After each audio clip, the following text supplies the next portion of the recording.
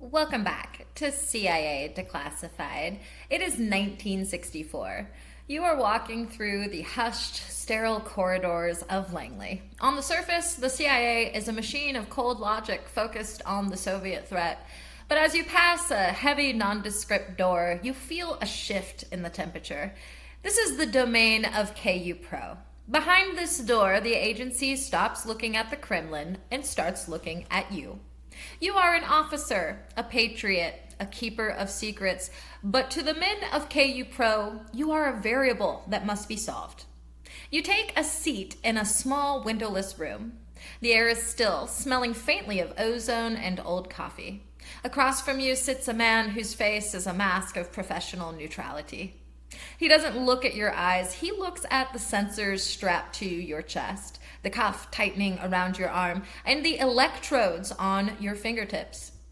This is the box, the LC flutter, or the polygraph. I have an episode on it. You are here because KUPRO has detected a flicker in your life. Perhaps a foreign contact you didn't report, or a bank account that doesn't quite add up. In this era, the Polygraph Purges are at their peak. KUPRO isn't just looking for spies. They are looking for vulnerabilities, debts, affairs, or even just a hint of ideological wavering. You feel your heart hammer against your ribs, and you know the machine is recording every beat. The inquisitor asks a control question in a voice as flat as a dial tone. You realize that in this room, your years of service mean nothing.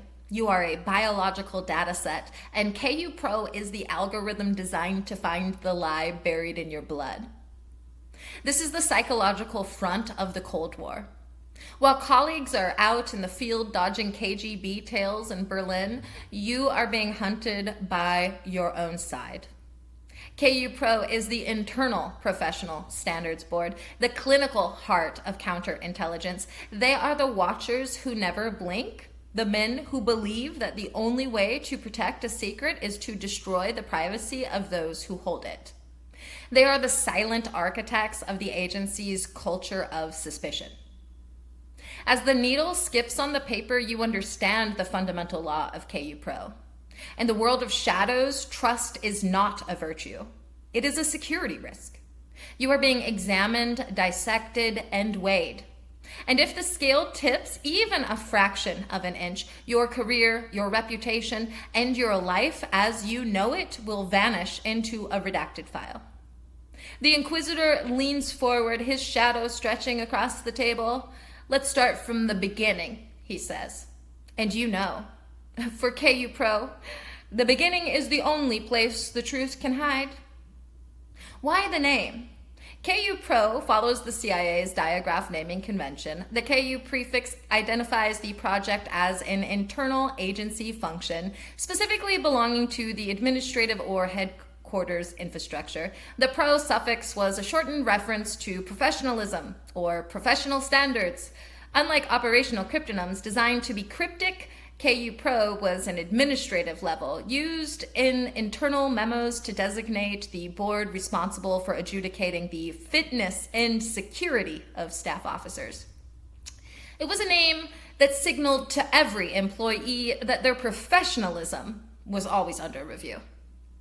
To understand the reach of the internal inquisitors, we examined the logs of the board that vetted the shadows. KUPRO was established to serve as a high-level review board for personnel who failed security screenings. The board utilized the LC Flutter polygraph program as its primary investigation tool. KUPRO oversaw the Polygraph Purges of the late 1950s and 60s, which targeted hundreds of employees for lifestyle vulnerabilities. The board was composed of senior officers from the Office of Security and Counterintelligence. KUPRO conducted re-investigations of officers returning from long-term overseas assignments in high-threat posts like Moscow.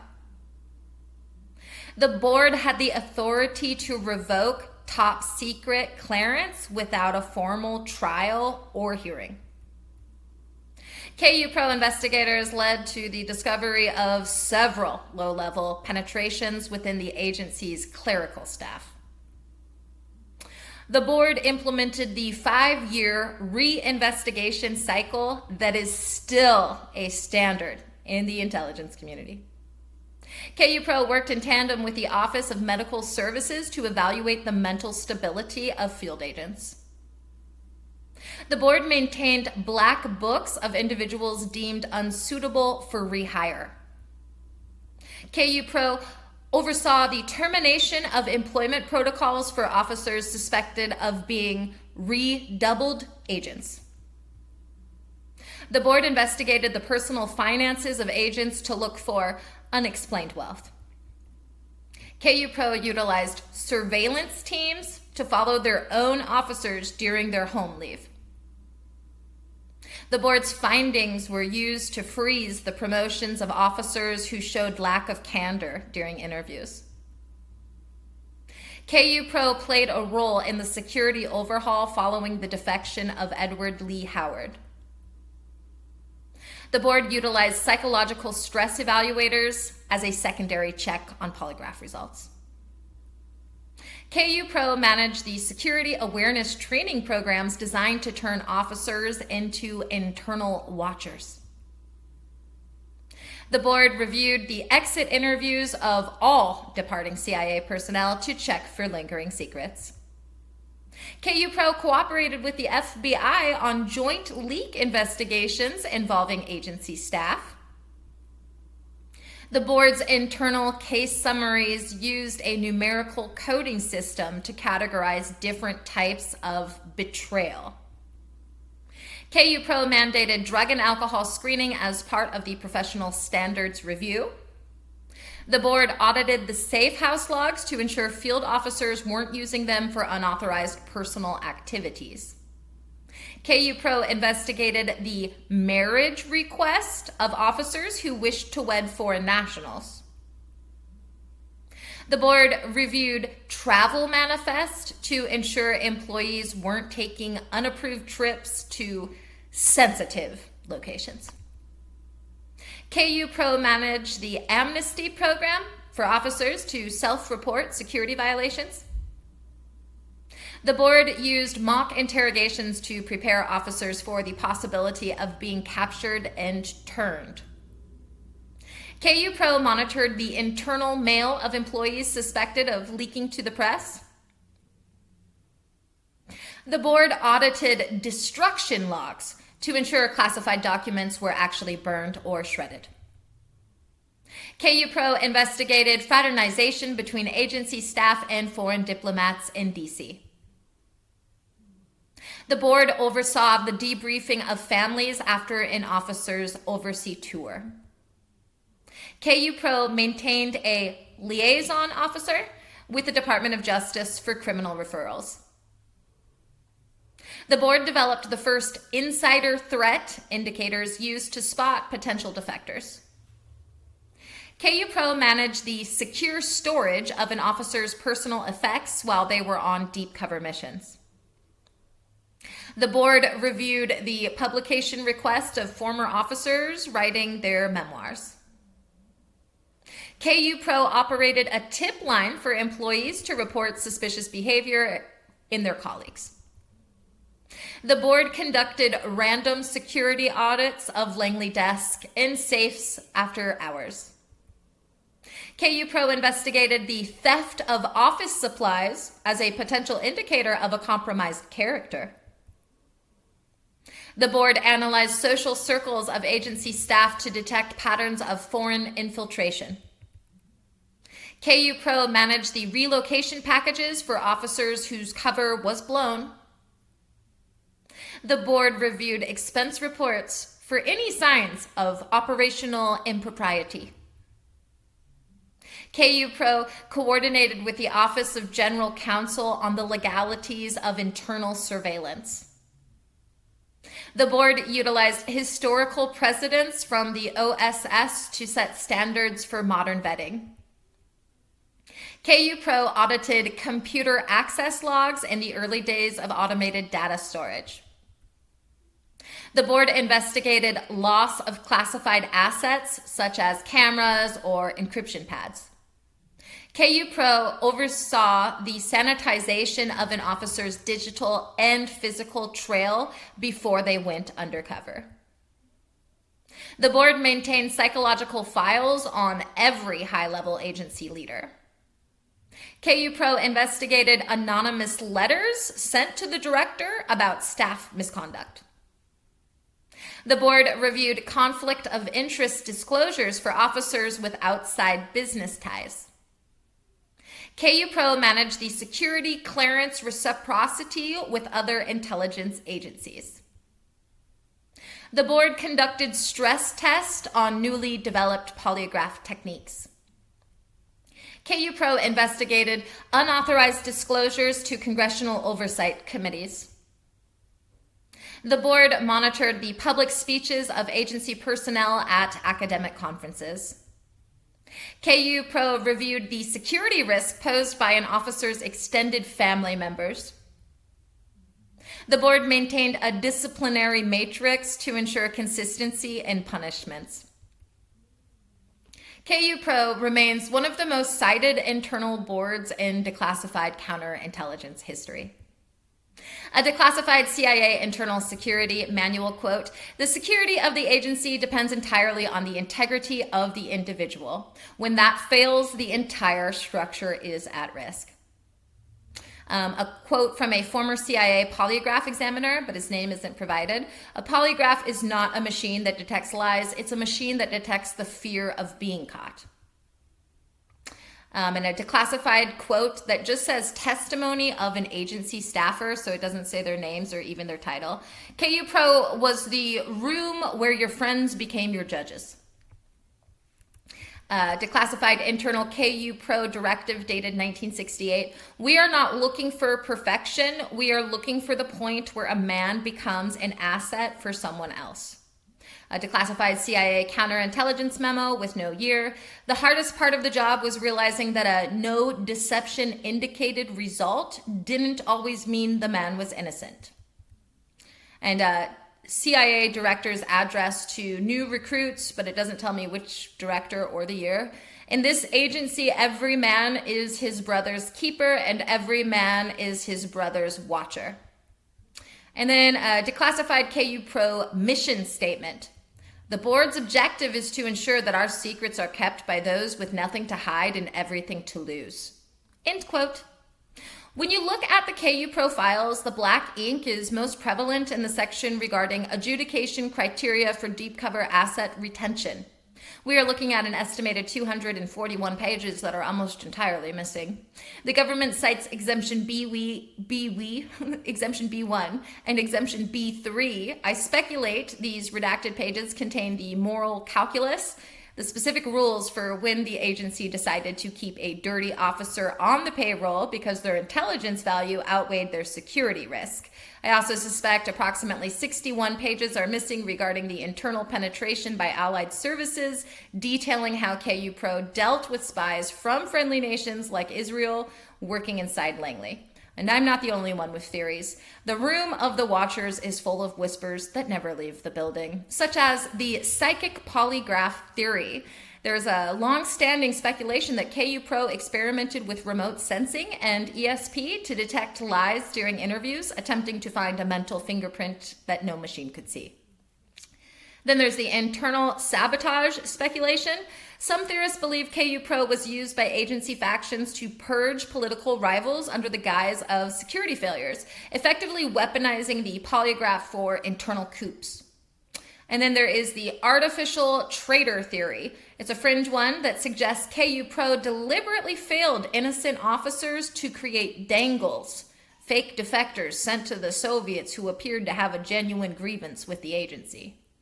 And then there is the Langley mole mystery. Some conspiracy enthusiasts believe that KUPRO's most redacted files hide the fact that a member of the board itself was once a Soviet mole, allowing them to clear other spies for years. Was it a success? Tactically, it was a shield of paranoia. KUPRO was devastatingly effective with regard to being a psychological deterrent.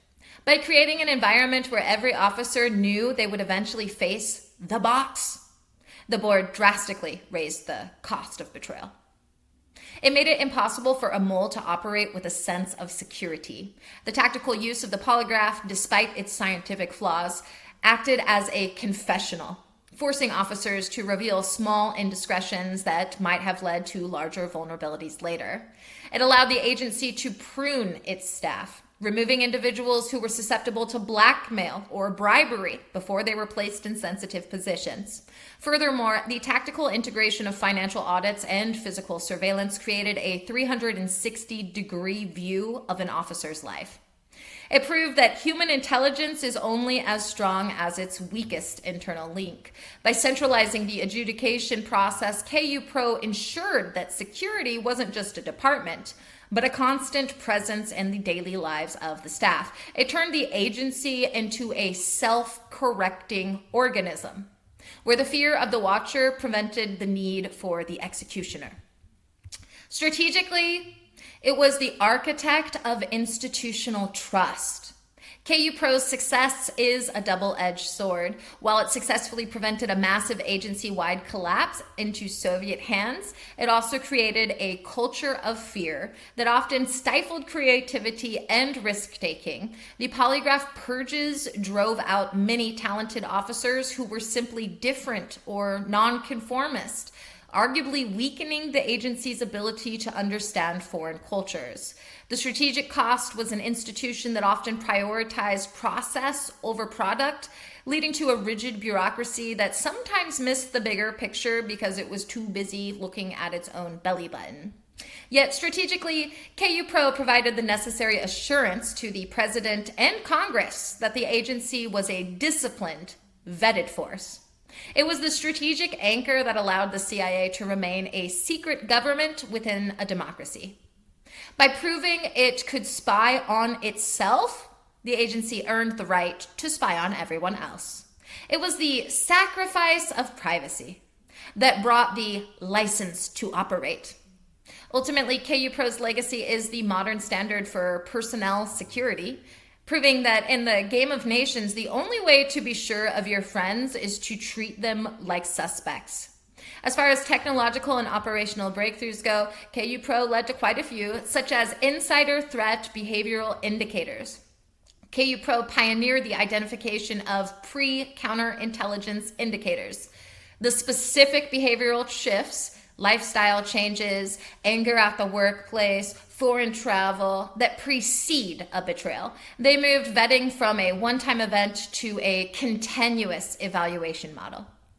This is used in high reliability organizations like hospitals and aviation. Humanity applies this to identify early signs of professional burnout or maladaptive behavior to prevent workplace accidents. The military applies this in continuous evaluation, CE, programs for service members with nuclear or special access clearances using automated data streams to flag risk in real time. The intelligence community uses this for automated insider threat detection. AI-driven systems monitor user activity on classified networks to spot the anomalous behavior of a mole before they can exfiltrate the data. Standardized polygraph and stress interrogation protocols. KUPRO took the raw science of the polygraph and standardized the questioning formats, like the READ technique, to create a repeatable clinical environment that maximized the psychological pressure on the subject. These protocols are used in integrity testing for corporate security and in the development of biofeedback technology used to help people manage anxiety and stress in high-pressure jobs. The military uses these stress inoculation techniques and SEER training to prepare soldiers for interrogation, using the KUPRO model to teach them how to manage their physiology under duress. The intelligence community uses these inquiry standards to vet high-level defectors and walk-ins. It ensures that every source is held to the same biological standard of veracity before their intelligence is acted upon. And negative vetting and vulnerability mapping. KUPRO shifted the focus of vetting from what have you done to what could be used against you. They mapped out an officer's vulnerability profile, debts, secrets, stalkers, family ties, to predict their breaking point. We see this in cybersecurity hygiene. Humanity applies this to phishing simulations where companies map out which employees are most likely to click on a malicious link based on their online behavior. Applied in force protection. As far as the military is concerned, it's applied in force protection. Commanders use vulnerability mapping to identify which units are most susceptible to foreign propaganda or influence operations based on their social media footprints. Spies utilize this for asset validation. Before recruiting a foreign source, they build up a KUPRO style profile to see if the asset is stable or if they are a provocation sent by the enemy. Clinical adjudication and conflict of interest auditing. KUPRO created the first clinical system for adjudicating a human life, turning subjective observations into a security determination. They audited every conflict of interest to ensure an officer's loyalty wasn't divided. This is the foundation of modern corporate compliance and ethics boards. It helps organizations ensure that decision makers aren't influenced by outside interest or corruption. The military applies this in the Inspector General system and ethics training, ensuring that the chain of command remains untainted by personal or financial gain. Spies use these audit trails to monitor the financial health of employees with access to the most sensitive data, ensuring that greed remains the most detectable indicator of a potential traitor.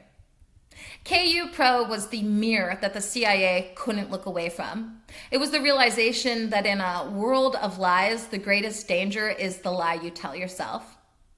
The watchers of the board proved that the price of absolute security is absolute transparency, a price paid in the careers and the privacy of the men and women who stood on the front lines of the Cold War. In the end, KUPRO wasn't about finding the truth. It was about finding the point of failure. It was a clinical, often cruel machine designed to ensure that the agency remained a fortress of trust in a sea of deception. We look back at the Room of the Watchers not as a relic of a paranoid age, but as the blueprint for the world we live in now. A world where the box is always watching and the standards are always shifting. As the final needle scratches across the paper, we are left to wonder, in a city of secrets, who watches the watchers? For KUPRO, the answer was always the machine. And in that machine, we find the cold heart of the intelligence state, a heart that beats with the rhythm of 1,000 lives being weighed and measured. The door to the inner sanctum is closed, the files are redacted, but the watcher is still there, waiting for the flicker. If you want to keep a secret, don't tell it to your mirror. A lie told to a machine is still a lie told to yourself. In a house of shadows, the man with the brightest light is often the one you should fear the most. And remember, sometimes the only way to prove you're on the right side is to let them look at the side you're hiding. Thanks for listening, and join us next time as we examine KM Dust, the cold-blooded sabotage of Soviet-made aircraft being delivered to Egypt. We'll examine the mechanical malfunctions that were accidents, the secret parts tampering in Western warehouses, and the high-stakes game of ensuring that the Pharaoh's new wings were broken before they ever took flight. Join us next time for The Broken Wing. In the meantime, I'll see you in the archives.